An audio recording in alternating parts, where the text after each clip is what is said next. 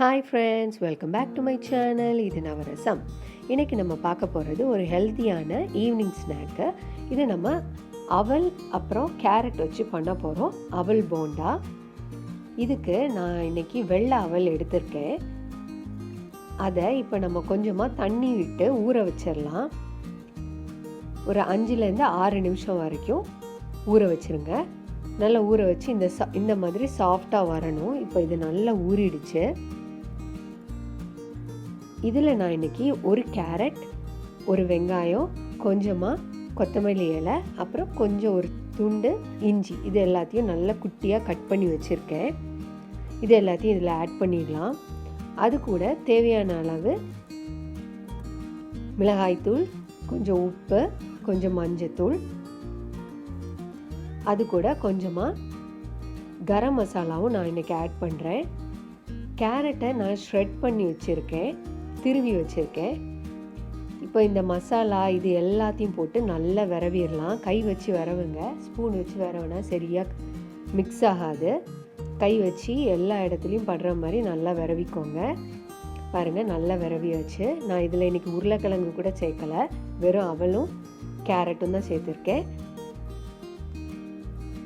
இப்போ பார்த்தீங்கன்னா இந்த மாதிரி பால் பிடிக்க வரணும்.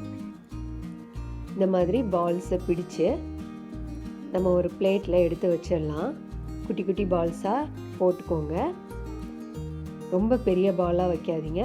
நம்ம இன்றைக்கி இதை பணியார கல்லில் தான் பண்ண போகிறோம். இதில் ஃபஸ்ட்டு இந்த கல் காஞ்சதுக்கப்புறமா கொஞ்சமாக எண்ணெய் விட்டு நல்ல எல்லா இடத்துலையும் எண்ணெய் படுற மாதிரி தேய்ச்சி விட்டுக்கோங்க. அதுக்கப்புறமா நம்ம ஏற்கனவே உருட்டி வச்சுருக்க இந்த பால்ஸை இதில் வச்சிடலாம். நம்ம டீப் ஃப்ரை பண்ண போகிறதில்ல, ஷாலோ ஃப்ரை தான் பண்ணுறோம். ரொம்ப எண்ணெயும் சேர்க்க போகிறதில்ல. எல்லா பால்ஸையும் வச்சு ஹை ஃப்ளேமில் வச்சு குக் பண்ணுங்க. நான் மறுபடியும் அதில் கொஞ்சமாக மேலே எண்ணெய் விட்டுறேன். மொத்தமாகவே இதுக்கு ஒரு 2 ஸ்பூன் தான் நம்மளுக்கு எண்ணெய் தேவைப்படும். ரொம்ப ஈஸியாக பண்ணிடலாம், டீப் ஃப்ரை பண்ண வேண்டாம். இதை நம்ம இப்போ ஒரு சைடு வெந்துடுச்சு, இன்னொரு சைடு திருப்பி போட்டுடலாம். இது ஒரு ஹெல்த்தியான ஈவினிங் ஸ்நாக்கு. உருளைக்கிழங்கு நம்ம ஆட் பண்ணல, அதே டைமில் நம்ம இதை டீப் ஃப்ரையும் பண்ணலை. அவல் கேரட்லாம் போட்டு ரொம்ப ஹெல்த்தியாக பண்ணுறோம். ரொம்ப ஈஸியாகவும் பண்ணிடலாம். ரொம்ப சிம்பிளான இன்க்ரீடியன்ட்ஸ் தான். இது எல்லா சைடும் நல்லா வேகிற மாதிரி அப்பப்போ திருப்பி விட்டுக்கோங்க. உள்ளுக்கும் வேகணும்.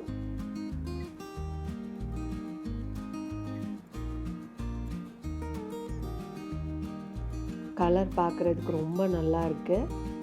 நம்ம வெள்ளை அவல் சேர்த்துருக்கிறதுனால மிளகாய் தூள் அப்புறம் கேரட்டோட ஒரிஜினல் கலர் எல்லாம் சேர்ந்து நல்ல ஒரு ஆரஞ்சு கலரில் இருக்குது.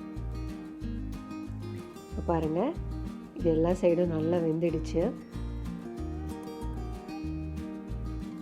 இதை நீங்கள் மார்னிங் பிரேக்ஃபாஸ்ட்டாகவும் சாப்பிடலாம், அதே மாதிரி ஈவினிங் ஸ்நாக்காகவும் நம்ம இதை சாப்பிட்லாம். அது நல்லா ப்ரௌன் ஆகிறது வரைக்கும் நம்ம குக் பண்ணலாம். இப்போ பாருங்கள், நல்லா கிறிஸ்பியான அவல் போண்டா ரெடி ஆயிடுச்சு. ரொம்ப சிம்பிளான ஒரு ஸ்நாக், அதே டைமு இது நம்ம பிரேக்ஃபாஸ்ட்டாகவும் சாப்பிட்லாம். இதை நீங்கள் வீட்டில் கண்டிப்பாக ட்ரை பண்ணி பாருங்கள். நல்லா ஹாட்டாக டீ கூட வச்சு சாப்பிட்டா ரொம்ப நல்லாயிருக்கும். தேங்க்ஸ் ஃபார் வாட்சிங். Bye friends.